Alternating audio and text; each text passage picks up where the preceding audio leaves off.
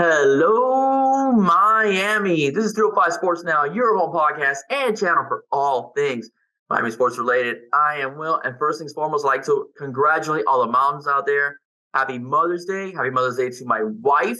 All right, happy Mother's Day to my mom as well. And happy Mother's Day to all the women out there that, for 365 days a year are just kicking butt, as moms. Okay. So you all know that moms are very special. All right. And in today's edition of 305 Sports Now, I wanted to go back into the vault, all right, and give a pretty much an award, right? A 305 Sports Award for Mom Athlete of the Year. And that mom is Leon Searcy. Okay. Leon Searcy, if you recall, when he was on the show back a few months ago, he told a story based upon his book, Fourth Down and Damn. His mom, was very influential in him getting into football. As if you read the story, pretty much one of his old coaches didn't think that he was good enough because, well, to be honest, he thought Leon was way too fat to play football. So mom went in there, and went on Mama Bear and told the coach that basically he will never forget the name of Leon Searcy.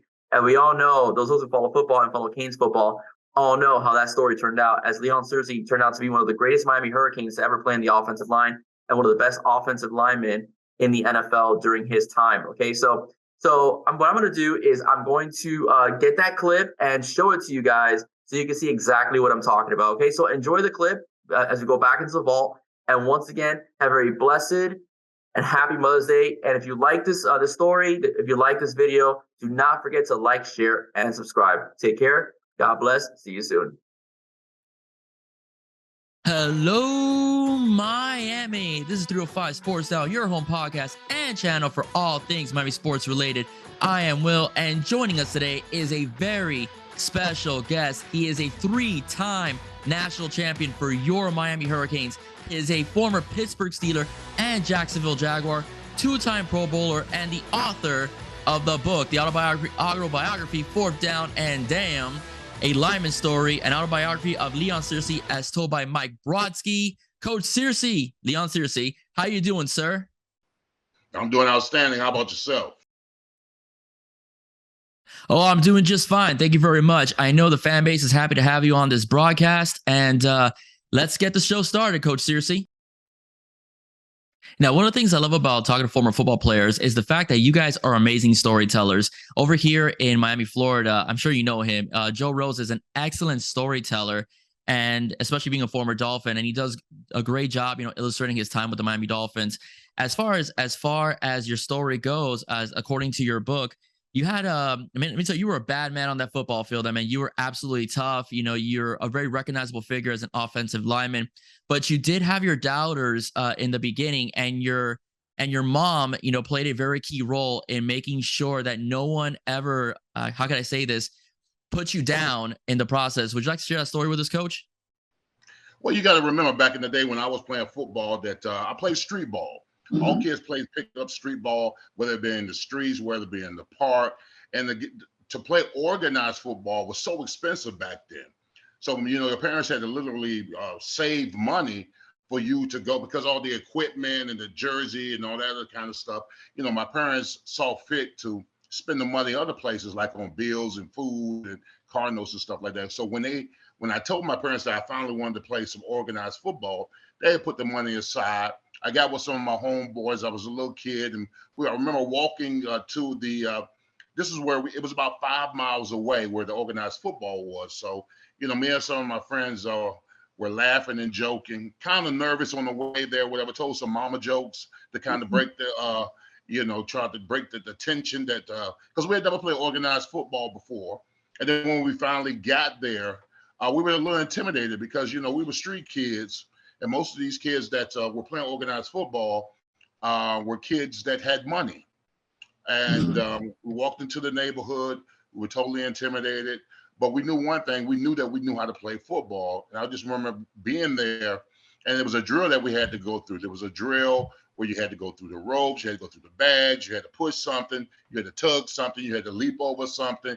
And then you had to sprint around to the finish. And I did it well. And then some of the kids on the field were like, I like this big kid, I hope you're on my team or whatever. So I'm on the ground, exhausted, tired from running around. I remember this coach grabbed me on the back of my neck, and he was asking me, hey, what are you doing here? And I just looked at him and he said, you're too big to be in this age group and you're too young to play with the bigger kids. And he basically told me to take my fat ass home. And that crushed me. That crushed me. You know, you can imagine a 10-year-old kid, a grown man telling you to take your fat ass home, and that crushed me. So I had to make the long walk back home by myself while my friends were able to go there and play football. So I remember coming into the house, and my mom was sitting in the living room, and she said, "Baby, how was football practice?" And I was like, "I don't know. I don't want to play football anymore." That's what I said to her.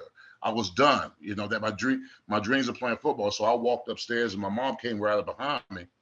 And she said, "What do you mean you don't want to play football anymore?" She said, "What happened to you?"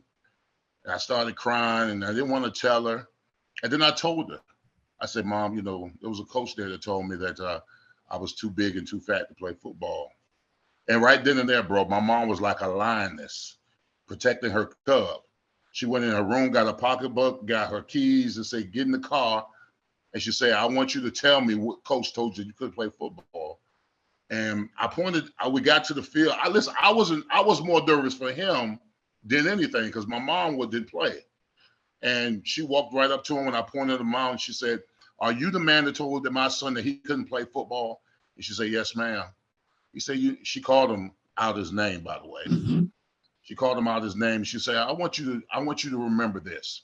I want you to remember the name Leon Searcy. She said, because you're going to be the dumbass coach that didn't coach him. And she said, one day you're going to see my son on TV. And when I got drafted in 92, in my mind, remembering that, I wonder if that coach remembered my name. Somewhere in my mind, it gave me some pleasure thinking that guy was probably somewhere sitting there watching and remembering my name. But my mom manifested that at an early age. She put that seed in me that whatever you put your mind to through effort and hard work, you can accomplish.